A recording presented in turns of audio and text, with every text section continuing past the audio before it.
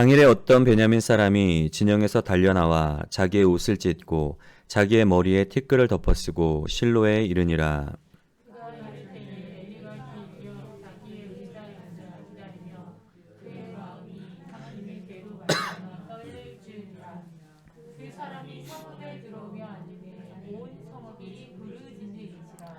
엘리가 그 부르짖는 소리를 듣고 이르되 이 떠드는 소리가 어찌 됨이냐.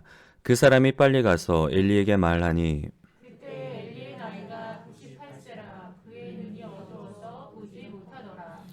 그 사람이 엘리에게 말하되 나는 진중에서 나온지라 내가 오늘 진중에서 도망하여 왔나이다. 엘리가 이르되 내 아들아 일이 어떻게 되었느냐.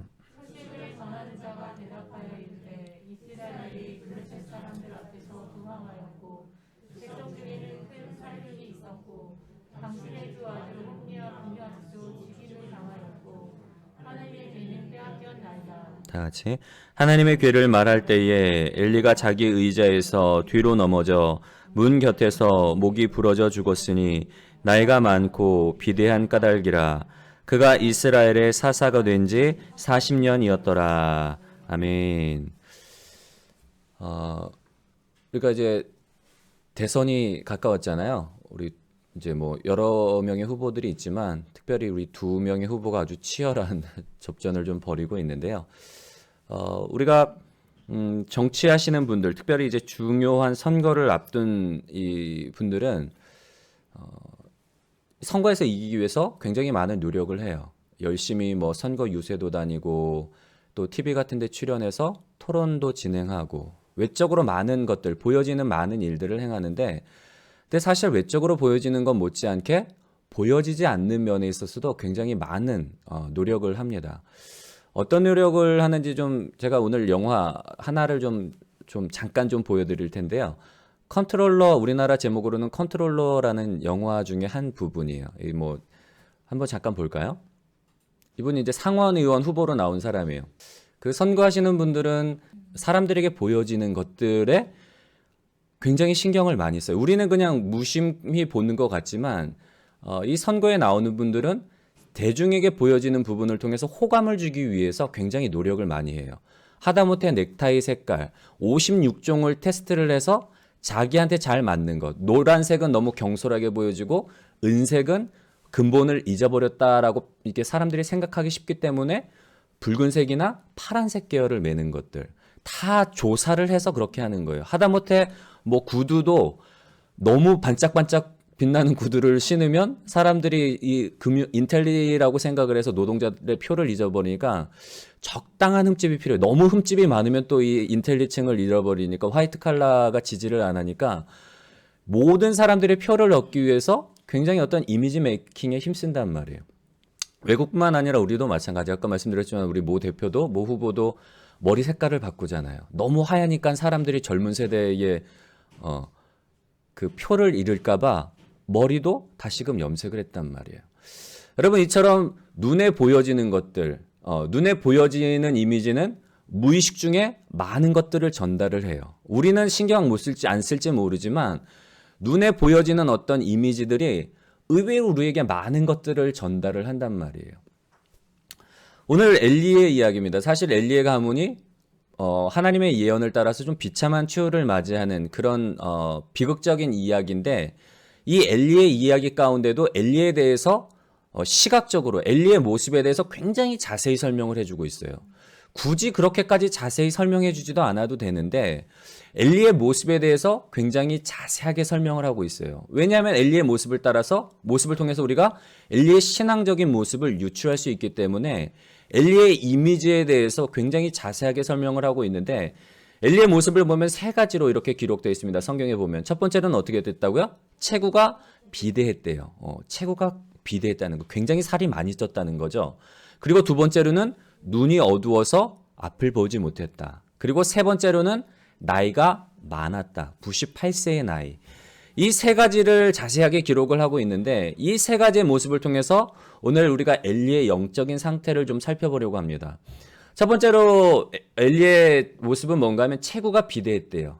체구가 비대했다라는 이 표현을 통해서 살펴볼 수 있는 엘리의 영적인 상태는 어떤 상태인가 하면 게으름과 나태해요. 여러분 사무엘상의 2장 12절부터 17절의 말씀을 보면 특별히 2장 12절의 말씀을 한번 볼까요? 우리 함께 읽어보겠습니다. 시작. 엘리의 아들들은 행실이 나빠 여호와를 알지 못하더라.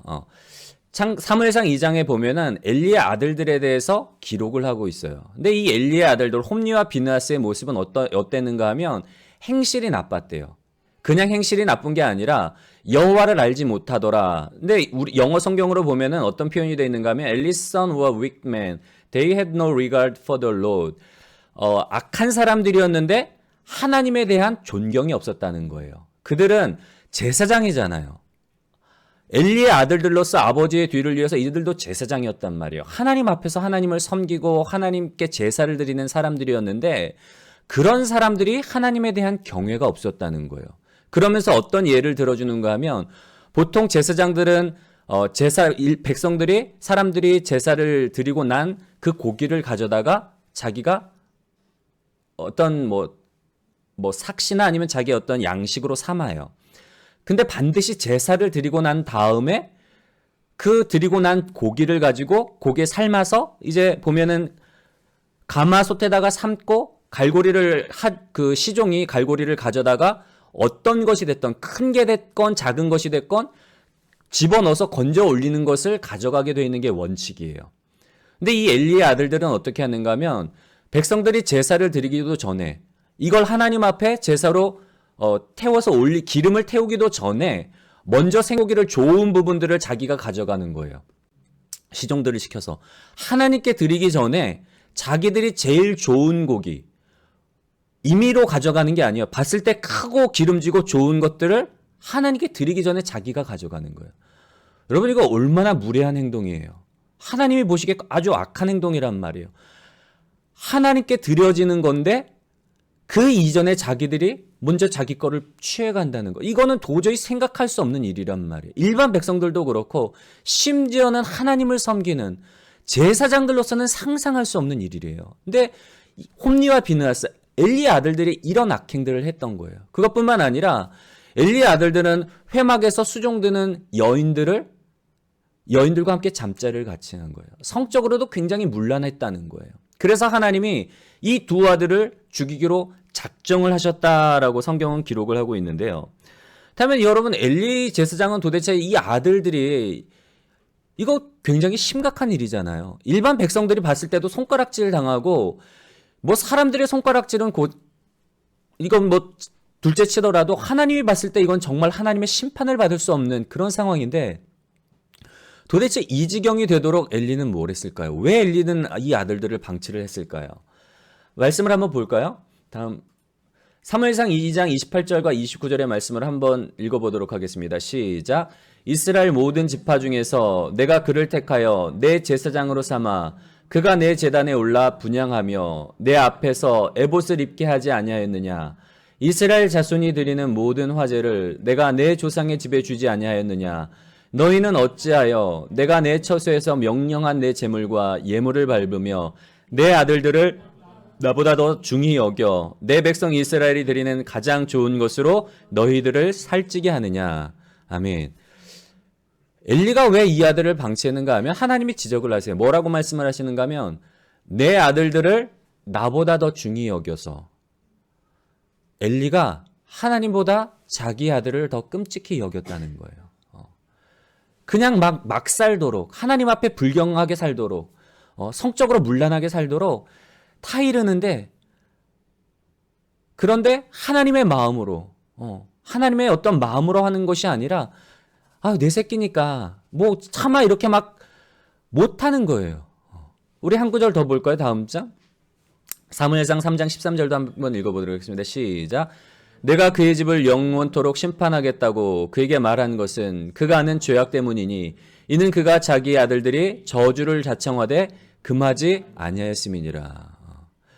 엘리의 문제는 뭔가 하면 아들들이 정말 하나님이 보시기에 악한 길로 가는데 심판의 길로 가는데 하나님 앞에서 정말 징계 받을 수 없는 그런 길들로 가는데도 금하지 않고 내버려 뒀다는 거예요.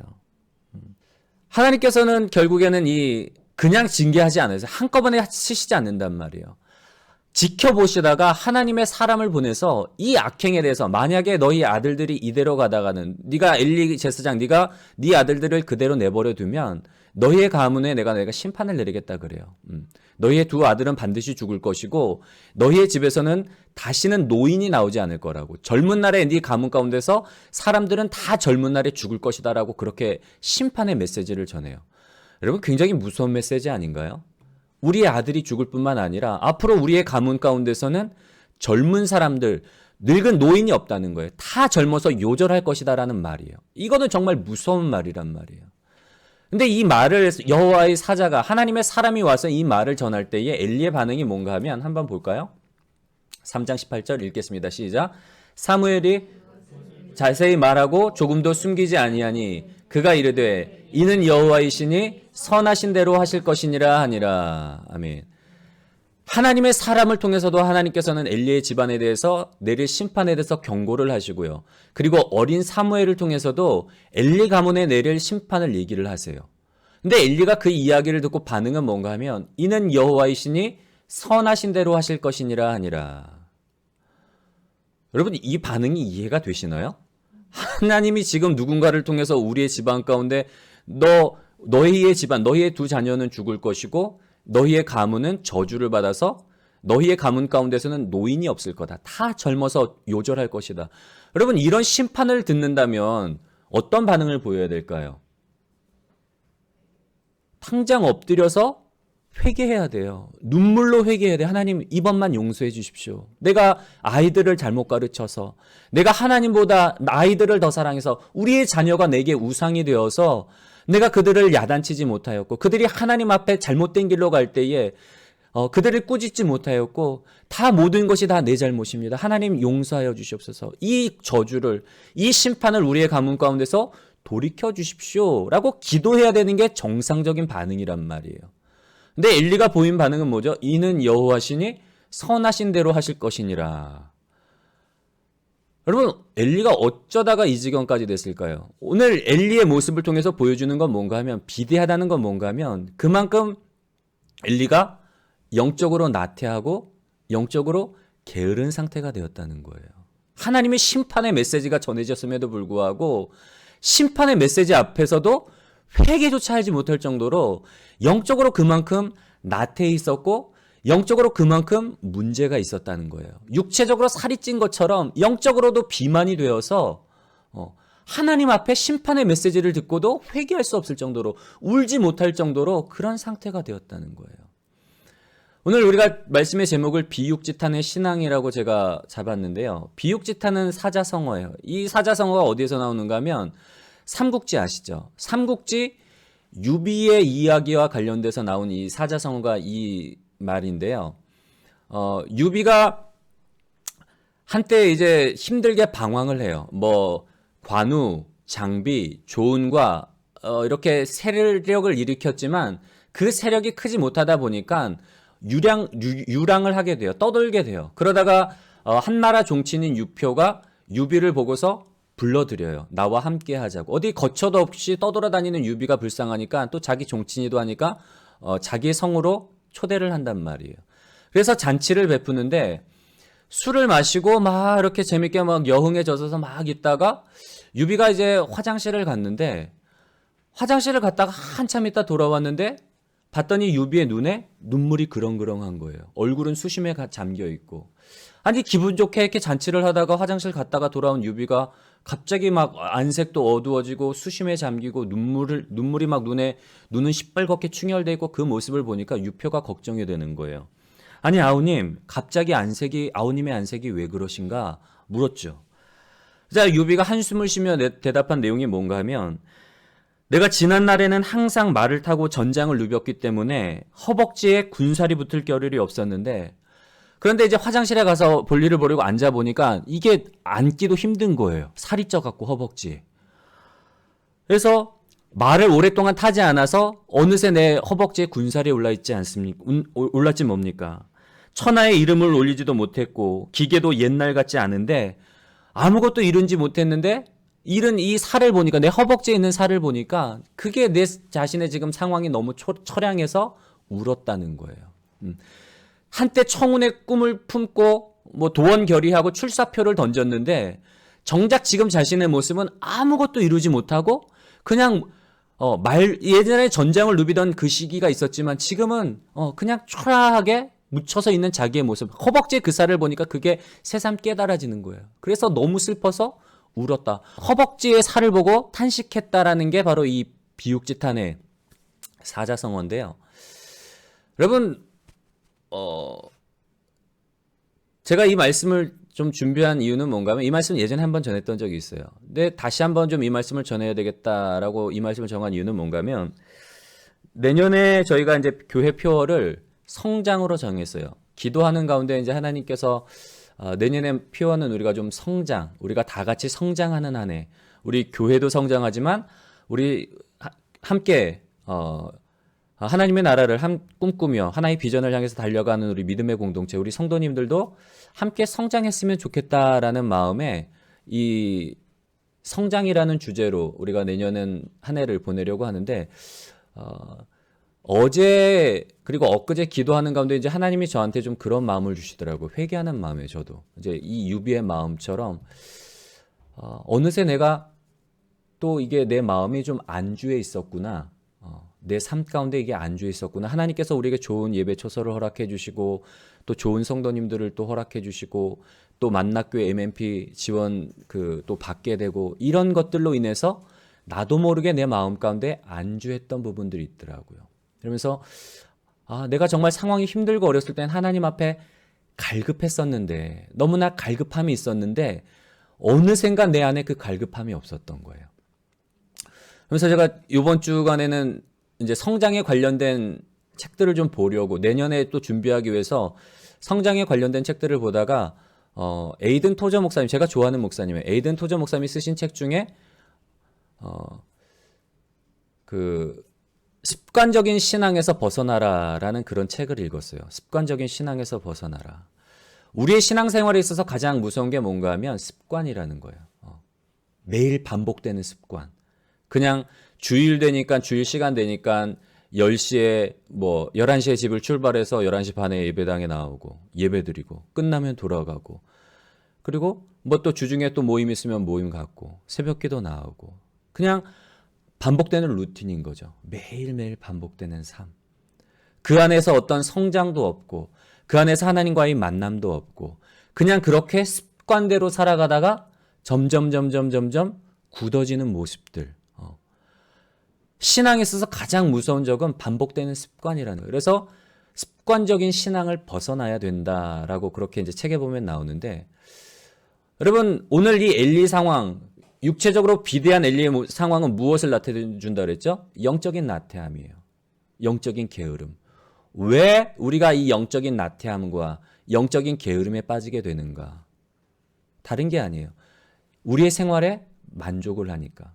현재 생활에 만족하니까. 현재 먹고 사는 문제가 없으니까. 먹고 사는데 지장이 없고 먹고 사는데 걱정이 없고 현재에 만족하다 보니까 기도하지 않는 거예요. 부르짖지 않는 거예요. 엘리 제사장도 마찬가지예요. 제사장으로서 넉넉하게 생활을 하니까 성도들이 바친 헌금을 가지고 성도들이 드린 제사 고기를 가지고 넉넉하게 생활을 하다 보니까 자녀들도 또 풍족한 생활 가운데 자라다 보니까 아쉬움이 없는 거예요. 하나님도 두려움이 없이 그냥 금수저죠. 쉽게 말하면 금수저로 태어나서 그냥 생활하다 보니까 하나님에 대한 두려움도 없고 사람에 대한 두려움도 없는 거예요. 그냥 못된 망아지 마냥 자기가 하고 싶은 대로 다 하고 이런 모든 것들. 엘리도 그렇고 엘리의 자녀들도 그렇고 영적인 게으름으로 흘러가게 된 이유는 뭔가 하면 현실에 만족하기 때문에. 우리가 이 습관적인 신앙으로 벗어나기 위해서는 그래서 뭐가 필요하다고요? 울부짖어야 돼요. 현재의 상황에서 이게 내 모습이 아닌데 내가 영적으로 여기서 이렇게 만족하면 안 되는데 지금 내가 이래서는 안 되는데 금식하며 울며 회개해야 할 부분이 필요해요. 엘리 제사장은 심판이 하나님의 사람을 통해서 사무엘을 통해서 심판의 메시지를 주는데도 불구하고 회개하지 않잖아요. 눈물 흘리지 않잖아요. 그만큼 영적으로 비대해졌고 나태해졌다는 거예요. 여러분 우리가 내년에는 좀 하나님 앞에 부르짖었으면 좋겠어요. 우리의 현재의 모습에 만족하는 것이 아니라 영적으로 여러분 성장을 좀 사모하는 한 해가 됐으면 좋겠어요.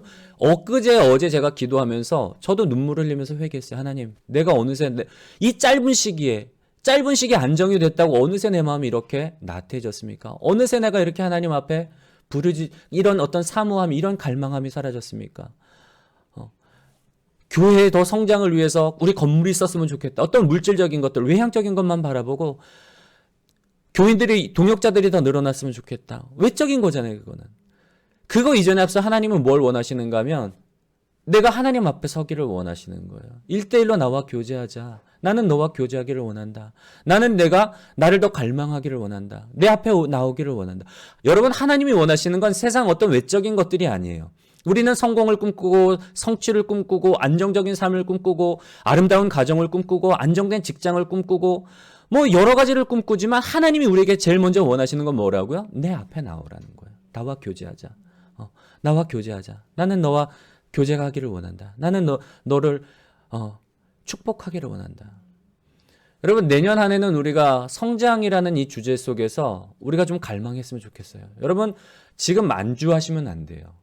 지금의 상황에 안주하면 안 돼요. 하나님, 더 성장하기를 원합니다. 더 예수 그리스도를 닮아가기를 원합니다. 내 안에 이 성령님의 그 인격이 사랑과 희락과 자비와 충성과 온유와 절제와 오래 참음의 성령의 그 9가지 열매들이 내 삶을 통해서 내가 맺혀지기를 원합니다. 근데 내 삶을 보니까 여전히 미워하고 여전히 분노하고 여전히 게으르고 여전히 충성하지 못하고 여전히 신실하지 못한 내 모습을 보면서 여러분 탄식해야 되고 여러분 울부짖어야 돼요. 저는 이 비육지탄의 신앙, 우리의 현실의 모습을 보고 이게 아닌데 내가 하나님 앞에 더 열심을 내야 되고 하나님의 말씀 앞에 나아가야 되는데 내가 하나님께 더 열심을 내야 되는데 세상이 먹고 사는 문제보다도 세상적인 일들보다도 내 자녀들의 문제보다도 내가 지금 내 영혼이 하나님 앞에 서야 되는데 내가 성장해야 되는데 예수님 닮아야 되는데 여러분 내년 한 해는 우리가 좀 부르짖음으로 인해서 함께 성장해가는 복된 여러분들 되시기를 주님의 이름으로 간절히 소원합니다. 두 번째로 이 엘리의 특징은 뭔가 하면 한번 볼까요? 뭐였죠? 눈이 어두웠다는 거예요. 눈이 어두웠다. 보지 못했다는 것. 눈이 어두웠다는 것 무엇을 의미하는가 하면 결국에 하나님의 말씀이 없었던 거예요. 왜 눈이 어두워졌느냐? 하나님의 말씀이 없었던 거예요. 한 장 넘겨주시겠어요? 사무엘상 3장 1절의 말씀을 보면 우리 함께 읽겠습니다. 시작. 아이 사무엘이 엘리 앞에서 여호와를 섬길 때에는 여호와의 말씀이 희귀하여 이상이 흔히 보이지 않았더라.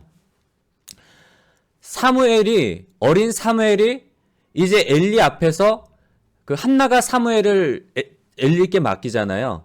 왜냐하면 하나님께 서원을 해서 낳은 아이이기 때문에 이 아이를 하나님께 드려요. 하나님의 사람으로서 하나님의 집에서 키워달라고 드려요.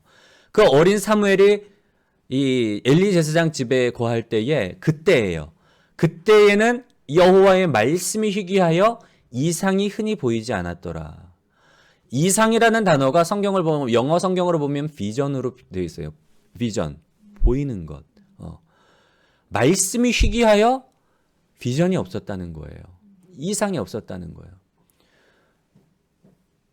여러분 엘리는 대제사장이잖아요. 하나님 앞에 섬기면서 하나님과 교제하면서 하나님의 말씀을 듣고 하나님이 보여주시는 비전을 백성들에게 전해야 되는 그런 입장이에요.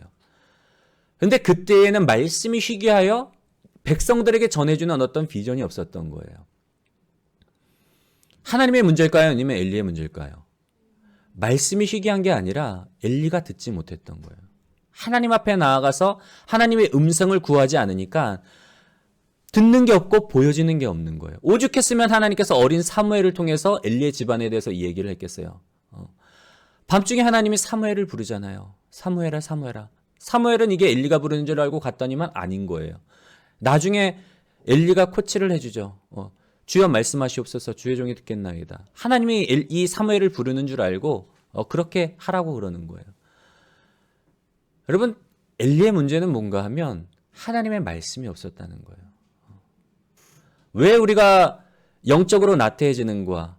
우리가 습관적인 신앙에 빠지는가? 하나님의 말씀이 없기 때문에. 여러분 우리 육체는 어떻죠? 한 끼, 두 끼, 세 끼를 굶으면 어때요? 벌써 배에서 꼬르르륵 신호가 와요.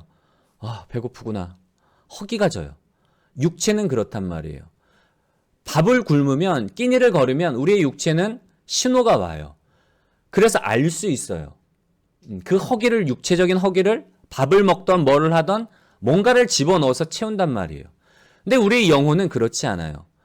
한 번 하나님의 말씀을 읽지 않고, 한 번 예배드리지 않고, 하나님의 말씀 앞에 서지 않고, 영적인 어떤 음료와 영적인 양식을 취하지 않으면 우리의 영은 그대로 잠이 들고 그대로 죽어가요. 특별한 신호를 느낄 수가 없단 말이에요. 그게 문제인 거예요. 세상적인 것들로 채워지다 보니까 영적인 게 그 안에 들어갈 여력이 없는 거예요. 세상적인 관심, 세상적으로 성공하고 세상적으로 안정된 삶을 살고 세상적인 어떤 업무들, 세상적인 어떤 내가 해야 될 일들, 직장에서의 일들, 가정에서의 일들, 자녀 양육의 일들, 세상적으로 너무 분주하게 일하다 보니까 하나님의 어떤 말씀이, 신앙적인 일들이 내 안에 들어올 여력이 없는 거예요. 그러다 보니까 내 영은 어떻게 되죠? 점점 굶게 되고 점점 잠들게 되고 그러다가 죽게 되는 거예요. 하나님이 말씀하셔도 듣지 못하고 심판의 메시지를 줘도 회개하지 못할 정도로 그만큼 우리의 눈이 가려지게 돼 있단 말이에요. 눈이 어두워졌다는 건 다른 게 아니에요. 말씀 앞에 서지 못했기 때문에. 우리가 깨어서 말씀 앞에 있지 않으면, 깨어서 기도의 자리 가운데 있지 않으면 우리의 눈이, 영적인 눈이 가려질 수밖에 없어요. 그래서 무엇이 하나님의 뜻인지, 무엇이 하나님의 선하시고 기뻐하시고 온전하신 뜻인지 분별할 수 없는 그런 상황으로 갈 수밖에 없다는 거예요. 내년 한 해 우리가 성장을 목표로 하고 있습니다. 그래서 주제를 뭐로 정했는가 하면 성장, growth라는 그 주제 아래서 하나님의 말씀에 젖어들고 그리고 마을 속에 녹아들자라는 그런 표어를 정했어요. 하나님의 말씀에 젖어들고 마을 속에 녹아들자. 여러분, 우리가 성장하기 위해서는 뭐가 필요하다고요? 말씀 속에 들어가야 돼요. 하나님 자신이신, 하나님께서 자신을 계시하신 이 성경 말씀 속에 우리가 깊이 들어가야 돼요. 말씀을 통해서 하나님을 만나고 하나님을 알고 말씀을 통해서 하나님과 만나야지 우리가 성장할 수가 있어요. 그래서 내년 한 해는 무엇보다도 말씀에 젖어드는 해. 말씀을 통해서 하나님 깊이 대면하고 그리고 받은 은혜를 가지고 우리의 이웃들, 마을 속으로 녹아 들어가는 해로 정하려고 정했습니다. 그래서 무엇보다도 우리가 내년 한 해는 무엇보다도 하나님의 말씀을 가까이 하고 말씀을 읽고 말씀을 묵상하고 말씀 속에서 하나님을 만나고 말씀을 통해서 여러분 성장해 가고 여러분의 눈이 열려져서 더욱더 놀라운 하나님의 그 은혜의 광채, 영광의 광채를 바라볼 수 있는 복된 성도님들이 되시기를 주님의 이름으로 간절히 소원합니다. 마지막 세 번째로 엘리의 모습은 뭔가 하면 나이가 많았다는 거예요. 엘리의 나이가 몇 세였는가 하면 98세였어요. 그가 죽었던 나이가 98세. 여러분 굉장히 장수한 거예요. 오늘날에도 98세를 향유하다 돌아가셨다, 소천하셨다 그러면 아우 장수하셨네요 그래요. 90세만 넘어가도 80세만 넘어가도 아우 그래도 뭐 장수하셨네요 그래요. 옛날에는 근데 이 엘리 당시만 해도 뭐 우리나라도 뭐 평균 수명이 80세가 넘어간 때가 지금 아마 70몇 거예요. 그렇게 오래되지 않았단 말이에요. 옛날에 못 살던 시절에는 평균 수명이 뭐 한 60만 돼도 굉장히 오래 살았어요. 그래서 60만 돼도 우리 뭐 하죠? 환갑 잔치를 했단 말이에요. 어유 오래 사셨다고 축하해주는 잔치예요. 축복받았구나. 복된 삶이구나. 60만 넘겨도 옛날에는 그랬어요. 그러니까 보통 뭐 40대, 50대 뭐 그렇게 살다가 갔던 나이란 말이에요. 엘리 때도 마찬가지예요. 그렇게 평균 수명이 길지 않았어요.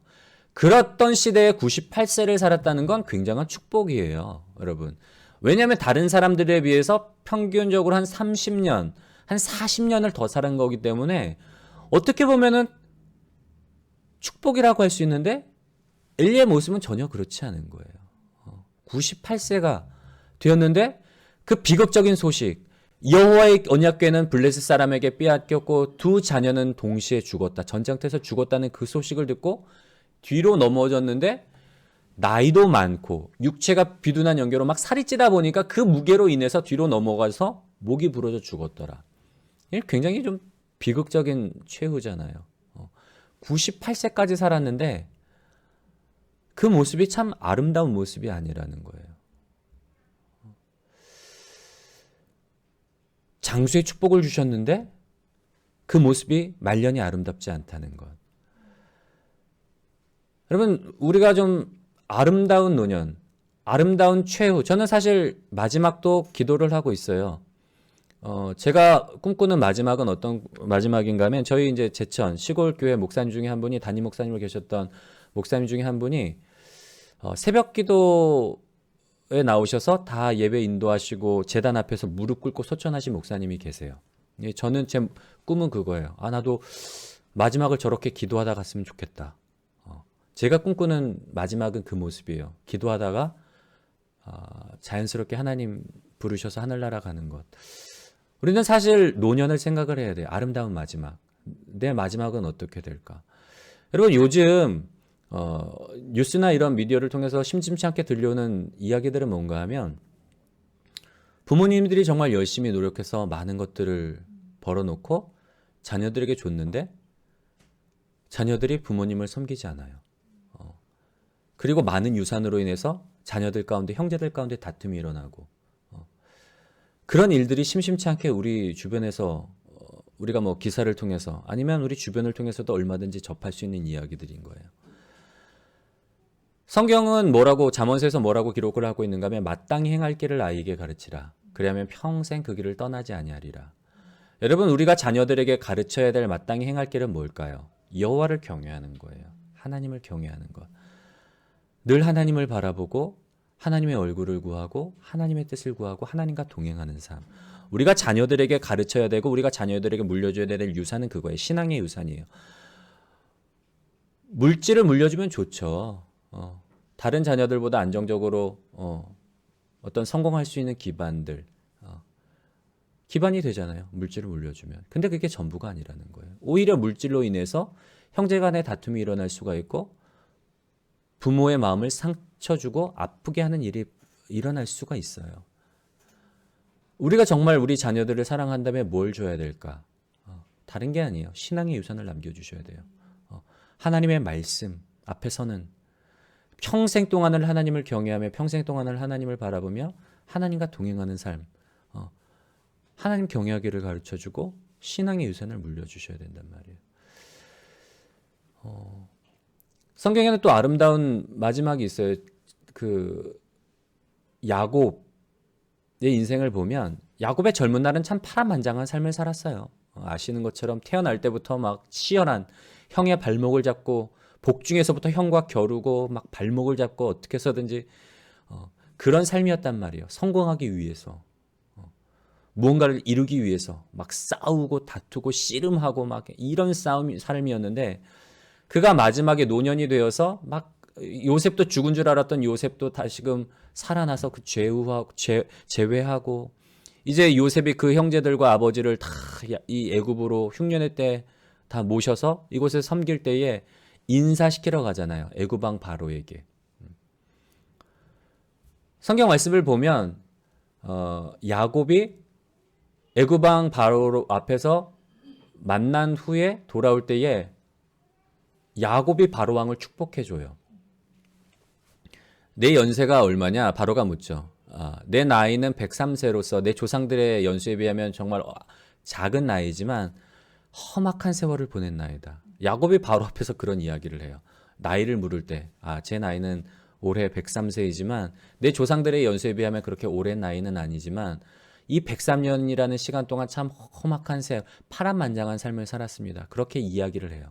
그리고는 이제 나올 때에 오히려 야곱이 바로 왕을 축복해줘요. 여러분 근데 사실 축복은 누가 해주는 거죠? 연장자가 손 아랫사람을 축복해줘요.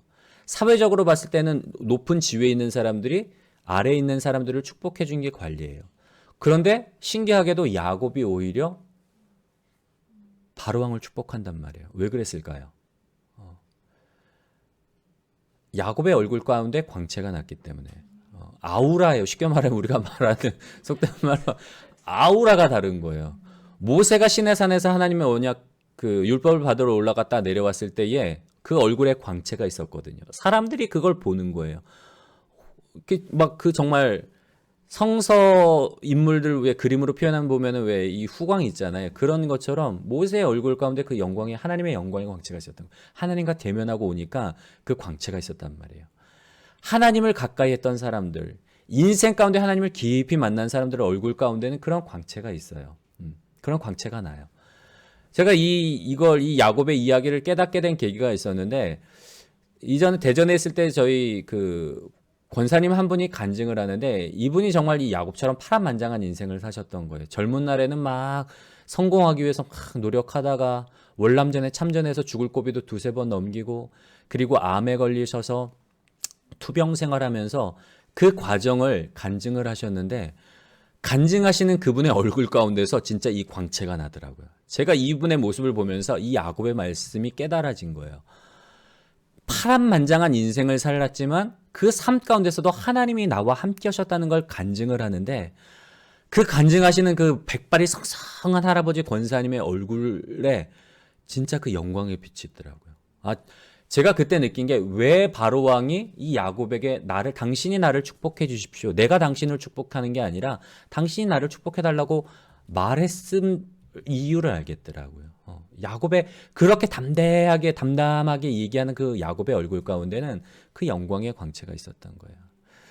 여러분 저는 우리가 저도 마찬가지지만 우리 모두가 아름다운 노년, 아름다운 마지막을 좀 꿈꿨으면 좋겠어요.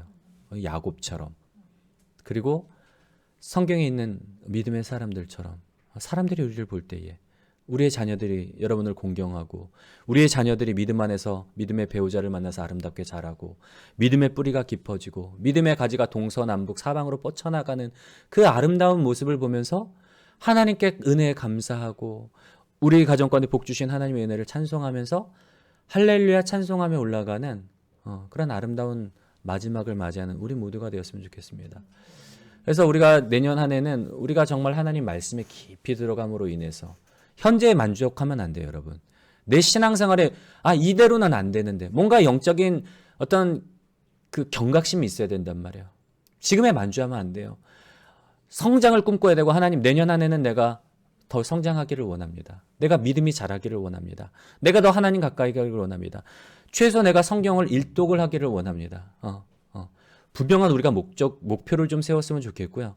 내년 한 해는 우리가 신앙의 어떤 성장을 목표로 분명한 하나님을 더 알기 원합니다. 믿음이 성장하기를 원합니다. 신앙의 목표를 정하고 그거에 미치지 못했을 때 때로는 우리가 울며 탄식하며 금식하며 기도할 수 있는 우리의 현재에 안주하지 않고 현재의 모습을 보면서 하나님 이대로는 안 되잖아요. 하나님 앞에 정말 간절한 마음으로 울 수 있다는 게 얼마나 축복인지 몰라요, 여러분.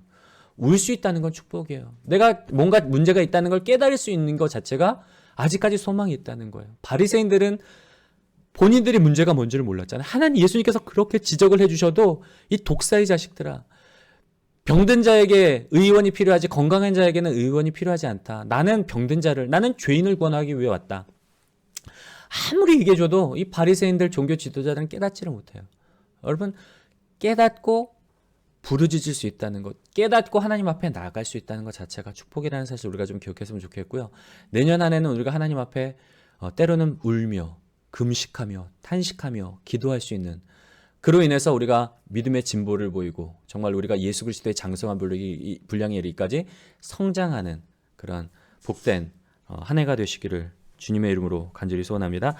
사랑의 하나님 감사를 드립니다. 오늘 예배를 통해서 오늘 말씀을 통해서 우리의 삶 가운데 또한 신앙의 도전을 하나님 던져주시니 감사를 드립니다. 우리가 현실에 안주하고 현실에 만족하지 않기를 원합니다. 우리의 삶이 지난 한 해 동안 정말 에베네셀의 하나님이 우리의 삶을 축복하여 주셨고 여기까지 인도하여 주셨음에도 불구하고 뒤돌아보면 정말 하나님의 일보다는 신앙적인 일들보다는 말씀 앞에 서고 하나님을 알아가고 하나님과 교제하기보다는 여전히 내 삶의 문제들, 내 삶의 어떤 우선순위가 세상적인 일에 있었음을 고백합니다. 하나님 그러나 현실에 우리가 세상적인 먹고 사는 문제에 빠져서 하나님 내년 안에는 우리가 하나님을 등한히 하고 멀리하는 것이 아니라 내년 안에는 영적인 성장을 꿈꾸며 영적인 목마름을 가지고 영적인 갈급함을 가지고 하나님의 말씀 앞에서는 우리 복된 믿음교회 성도들이 될 수 있도록 축복하여 주시옵소서. 내년 한 해는 우리가 정말 말씀 안에 더 깊이 젖어들기를 원합니다. 말씀을 통해서 살아계신 하나님을 만나게 하여 주시옵시고 말씀을 통해서 우리 안에 성령으로 우리와 함께 하시는 그 성령을 우리가 경험하게 하여 주시옵시고 말씀을 통해서 우리를 위해 죽기까지 십자가에서 모든 것을 내어주신 예수 그리스도를 더욱더 깊이 만나는 그런 복된 한 해가 되게 하여 주시옵소서.